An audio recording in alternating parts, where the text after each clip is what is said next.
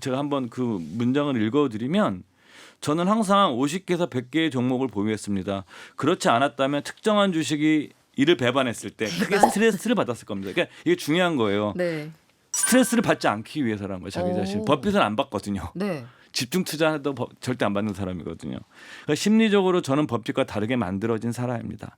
버핏처럼 되려고 노력하는 사람이 많다는 것을 압니다. 하지만 그들이 주목해야 할 것은 버핏은 훌륭한 분석가일 뿐만 아니라 사람과 회사를 판단하는 능력이 뛰어나다는 것입니다. 저는 제 한계를 잘 알기 때문에 한계. 제게 맞는 가장 편한 방식으로 투자하는 것을 선택했습니다. 그래서 나는 퇴근하고 집에 가서 잠을 잘 잤다. 아.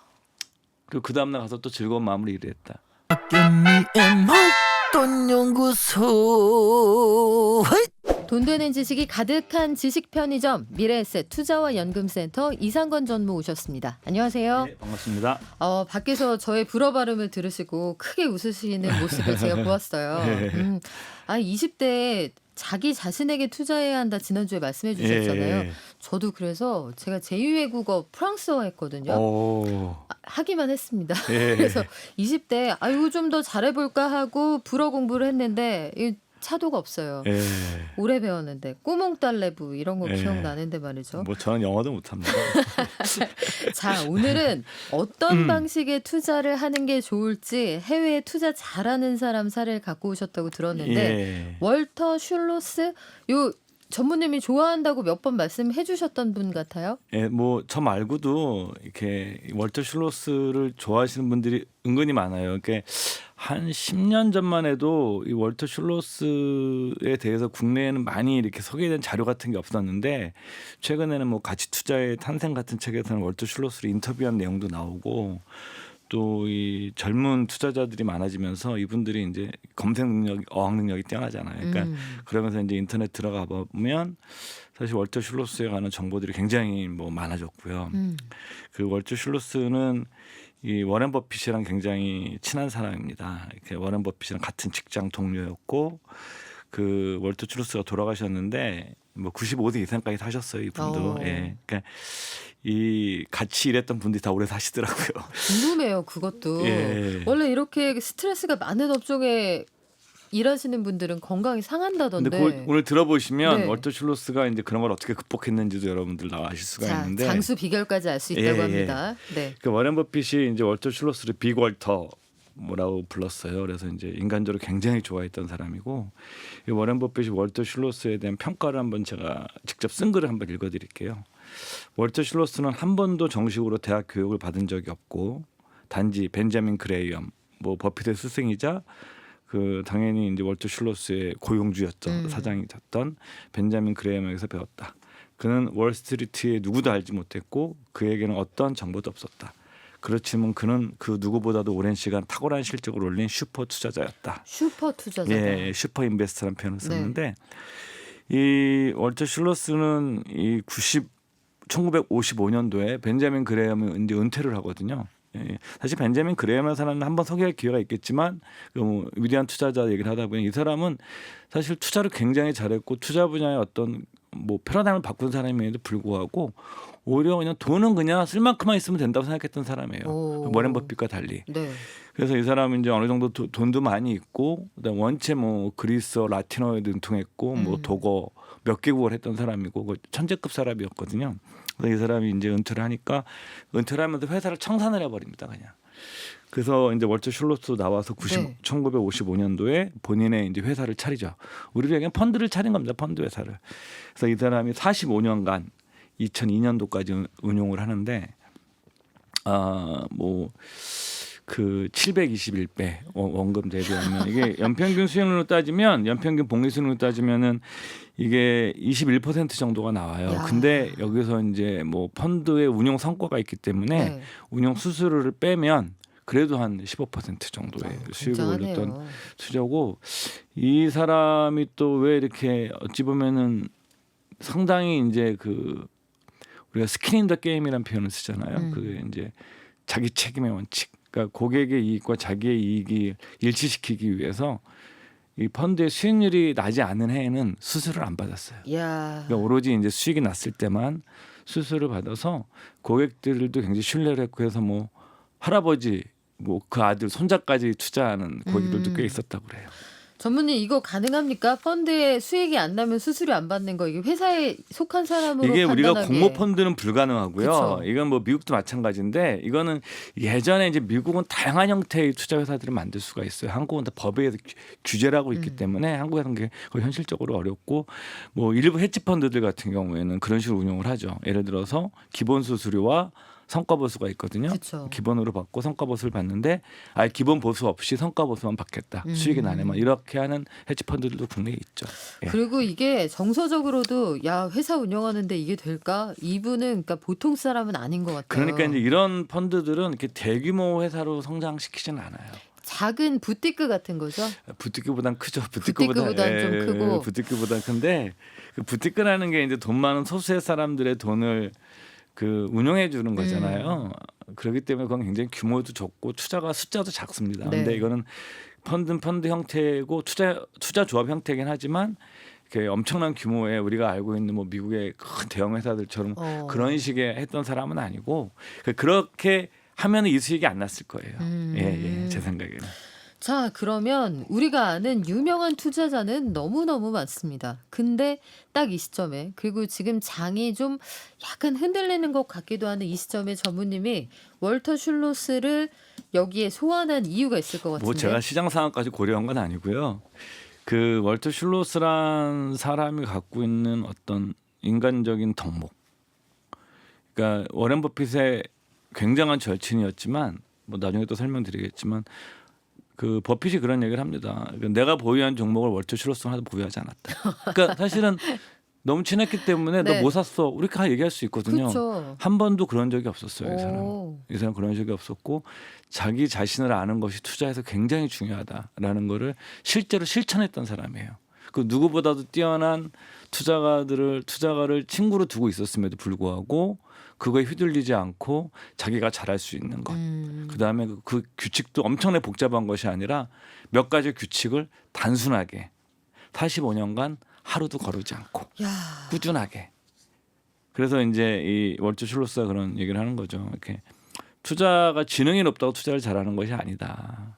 그래서 우리가 많은 분들이 어떤 끝내주는 정보가 있거나 굉장히 똑똑해야 된다거나 이런 사람들이 그 틀렸다는 거를 이런 사람들이 잘한다는 거를 믿는 사람들이 잘못된다는 걸 보여주는 살아있는 그러니까 살아있지 않죠. 돌아가셨으니까 네. 생생한 증거 중에 하나라고 볼 수가 있는 거죠. 일단 45년 동안 원칙을 가지고 똑같이 꾸준히 했다는 것 자체가 이분은 에이, 보통 그쵸. 사람 아니구나. 예, 그쵸. 우리 왜 만시간의 법칙 이런 말도 있잖아요. 일단 이분의 투자 스타일이 궁금합니다. 어떻게 했습니까? 이분은 우리가 얘기하는 그 담배꽁초식 투자라는 거예요. 담배꽁초식 버핏이 얘기한 투자. 건데 이게 네. 뭐냐면은 기업의 재무제표만 보고 PER 퍼 낮고 네. PBR도 낮고 부채 비율 적고 그리고 싸고 그리고 이 회사를 청산하면 더 좋은 회사들 그 넷넷 주식이라고 그러거든요. 네. NET 그래가지고 넷넷 주식이라는 표현도 쓰는데 영어로는 이게 우리로 얘기하면 그냥 순자산 가치법이에요. 이 회사가 갖고 있는 현금이나 이런 거 봤을 때 그거보다 더 적게 되는 거래회사 찾아가지고 그냥 보유하는 거예요. 오를 때까지. 제 값을 못 받고 있는 주식을 찾아내서. 예. 그래서 월터 슐로스는 이런 얘기입니다. 기업의 영업 가치, 브랜드력, 요즘 무형 자산의 가치가 굉장히 중요하잖아요. 그쵸. 뭐 예를 들게 되면 요즘 우리가 뭐 구글이나 이런 기업들이 사실 플랫폼 기업들이 훨씬 이렇게 중요한 거거든요. 뭐 이런 거 안 봤어요. 그 기업의 전망도 안 봤고 네. CEO에도 관심을 갖지 않았어요. 야. 오로지 그냥 재무제표만 보고 기업 탐방도 안 했어요. 그리고 월가의 다른 애널리스트와 교류도 안 했어요. 아니, 그러니까 이 사람은 네. 그 미국에 이제 트위드 브라운이라는 꽤 유명한 가치 투자 회사가 있는데 그 사무실에다가 캐비넷 크기 하나의 공간을 하나 빌려가지고 거기 앉아서 혼자 앉아서 9시에 출근해서 4시 반까지 오로지 재무제표만 보고 주식 시세표 티커라고 그러잖아요. 네. 뭐, 이렇게 뭐 실시간으로 오고 뭐 이제는 없었겠죠. 그럼 볼 수 있는 기계 장치도 없이 신문 그 시세표도 신문 시세표 보고 그래서 9시부터 4시 반까지 재무제표만 분석하고 그렇게 해서 그거를 그냥 꾸준히 목표 주가 도달하면 팔고. 야, 이런 모범생 투자자가 있어요? 모험생 투자자가 아니라 이건 굉장히 사실은 저도 말은 쉽게 하지만 네. 굉장한 인내심이 있는 거고 그리고 그다음에 재미가 없을 것 같아요. 자기 자신을 네. 굉장히 잘 알고 있는 사람인 거죠. 그래서 이 사람이 이제 그 워렌 버핏에 대한 평가가 재밌습니다. 월터 슐로스가 한 얘기는 뭐 같은 스승 밑에서 이랬지만 자신의 투자 방식이 워렌 버핏과 다르다, 분명히 다르다. 그러니까 워렌 버핏은 사업성을 평가하는 것이나 기업을 인수하는 것, 사람을 보는 것에 굉장히 똑똑한 사람이다.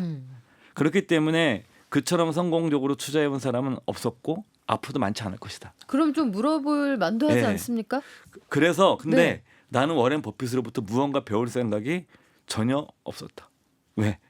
버핏은 나와 다른 사람이다. 그는 이를테면 그 월터 슐로스는 그러니까 벤자민 그레엄의 가르치면 운전자본이라고 그러거든요. 회사의 유동성 같은 걸 얘기하는 건데 쉽게 생각하시면 이 운전자본 이하로 거래되는 기업을 찾고 그냥 이 우리가 얘기하면 청산가치 투자법, 담배꽁초 투자법을 그냥 계속 고수한 거예요. 그러니까 자산가치 보고 청부가치 보고.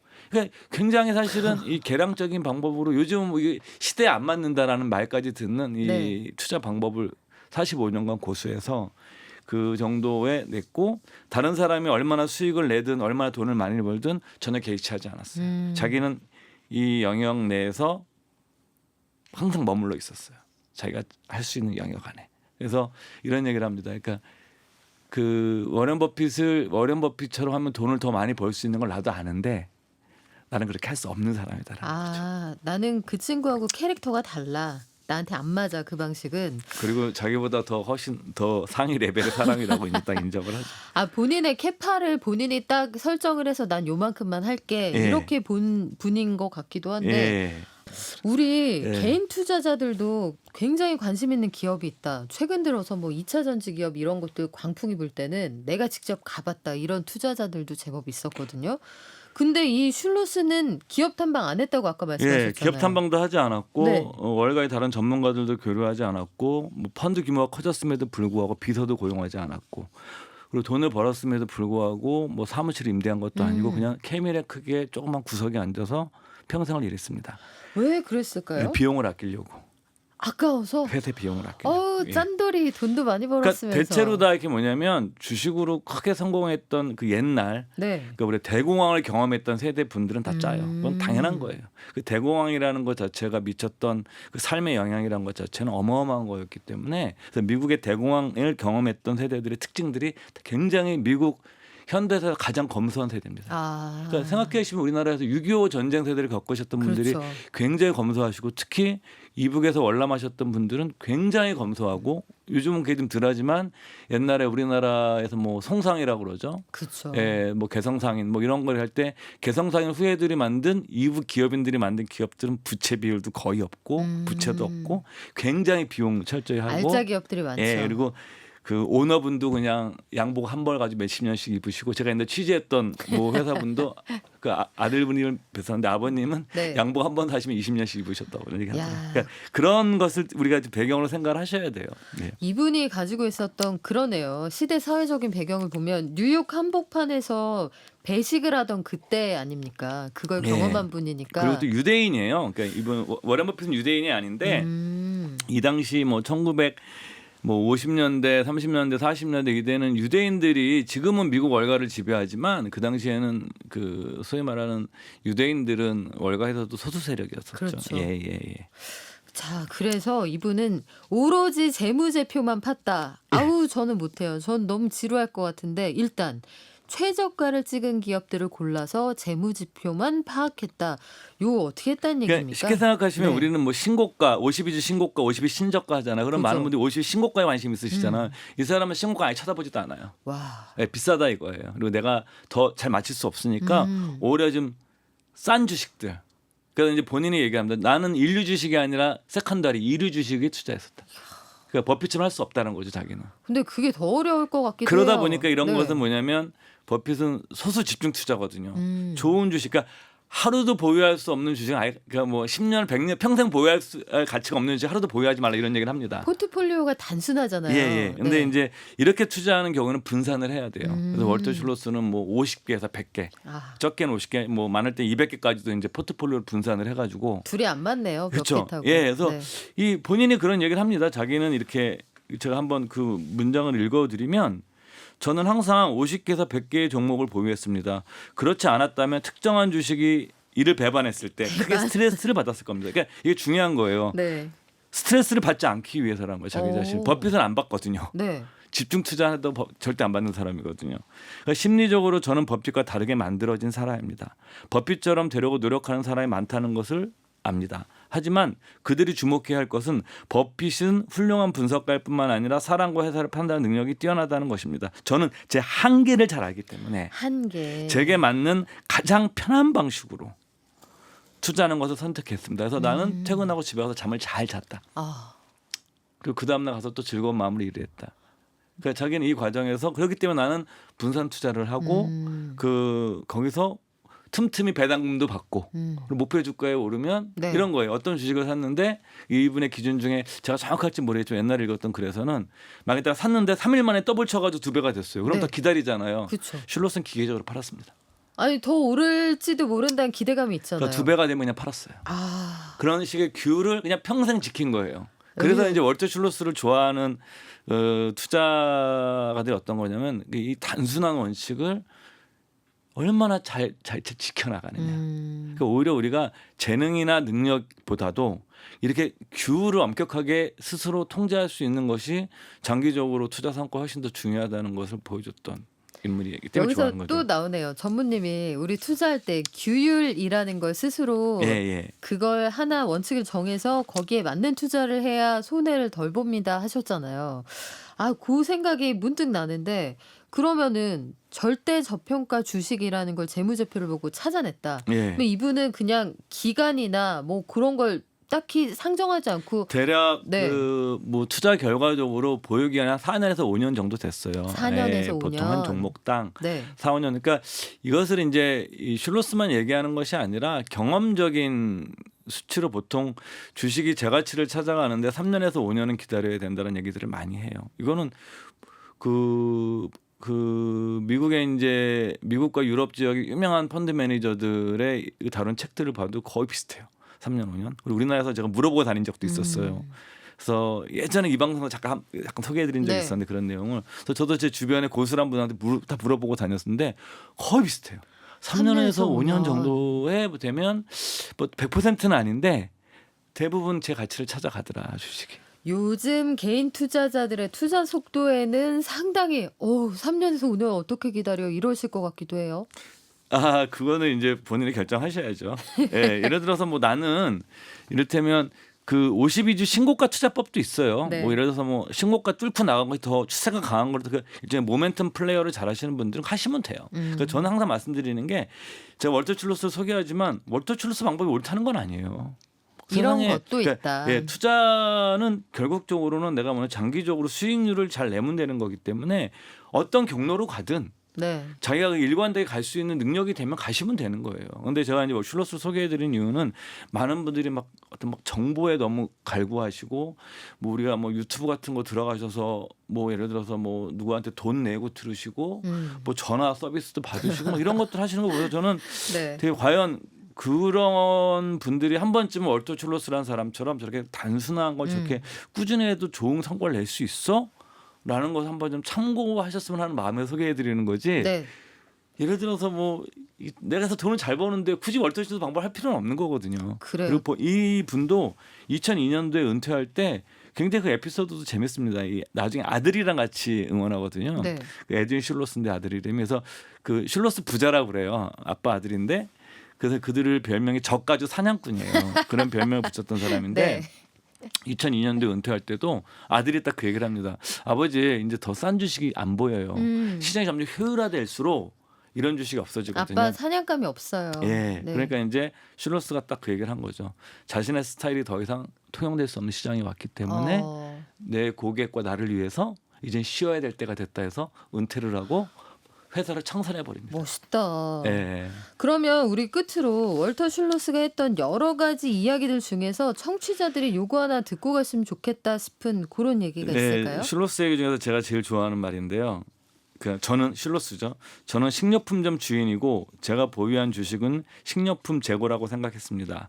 보유한 주식은 때따로 배당금을 지급했고 그래서 기다릴 만한 가치가 있었죠. 결국 누군가 제가 가진 재고에 좋은 가격을 제시하면 그때 팔면 됩니다. 아, 뒀다 팔아라. 그냥 간단해요. 그러니까 근데 이거를 이렇게 하기가 어려워요. 아. 그래서 여러분들께서 네. 말씀드리고 싶은 거는 어떤 규칙이나 규율, 그 다음에 기다림 이런 것들 자체가 뭐 제가 더 정확히 모르지만 그것이 어떤 지식이나 재능보다도 더 투자에서는 그 유용할 때가 있다라는 거죠. 예. 오늘도 뭔가 묵직한 한 방이 있었어요. 기다려. 저는 오늘 그 단어가 마음에 남네요. 오늘 말씀 여기까지 듣겠습니다. 지금까지 지식편의점 미래에셋 투자와 연금센터 이상권 전무였습니다. 예, 고맙습니다. 고맙습니다.